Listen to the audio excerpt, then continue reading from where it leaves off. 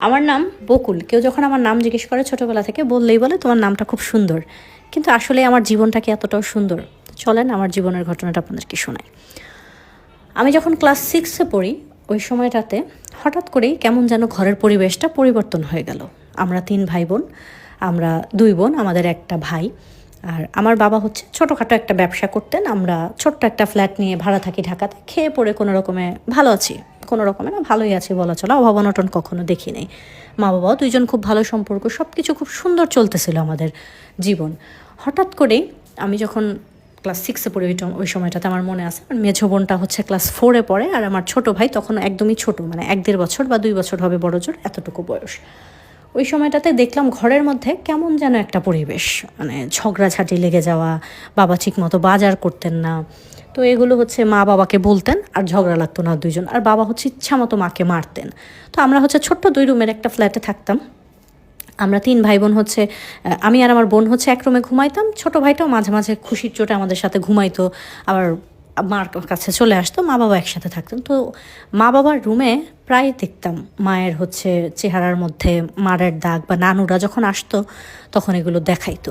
কিন্তু আমার মা হচ্ছে কখনো আমাদের সাথে কখনো অভিযোগ করা বা তোমার বাবা এটা ওইটা এগুলো কখনো বলতেন না। তো সেখান থেকে এগুলো শুধু দেখতাম অনেকটা সময়, প্রায় 1 বছর চলে গেল শুধু দেখতে দেখতে।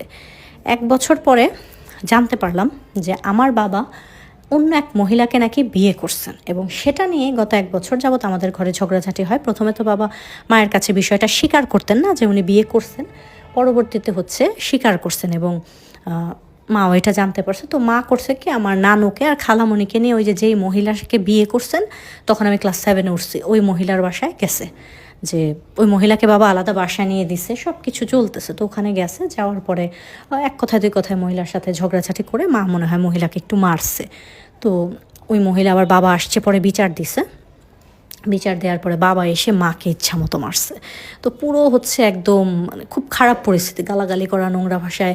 যখনই বাবা বাসায় আসে ওই দিনই একটা ঝগড়া হয়, আর হচ্ছে মাকে মারবেই এরকম। তো আমি হচ্ছে না মনে মনে, তখন তো 7-এ পড়ি, একেবারেও ছোট না, মনে মনে শুধু দোয়া করতাম বাবা আজকে যেন বাসায় না আসে, আল্লাহ বাবা যেন আজকে বাসায় না আসে, এরকম করতাম। তো যেদিন না আসতো ওদিন অনেক খুশি থাকতাম। মা আমাদের সাথে ঘুমায় থাকতো, আমরা 4 জন একসাথে ঘুমায় থাকতাম, কোনো অশান্তি নেই ঘরে, এই জিনিসটা আমরা ফিল করতাম। তো যখন হচ্ছে আমার মাকে আমার বাবা মারতো বা মা চিৎকার করে করে কান্না করতো, তখন আমার ভাইটা ছিল মাত্র 2 বছর, বললাম 1.5-2 বছর বয়স। ওনা খুব ভয় পেতো। ও ভয় পাইতে পাইতে একটা সময় এমন হয়েছে, ও বাবাকে দেখলেই চিৎকার করতো, এবং বাবাকে দেখলে লুকায় থাকতো, গিয়ে আমার রুমে গিয়ে লুকায় থাকতো, আমাকে বলতো আপনি কোলে নাও, এরকম।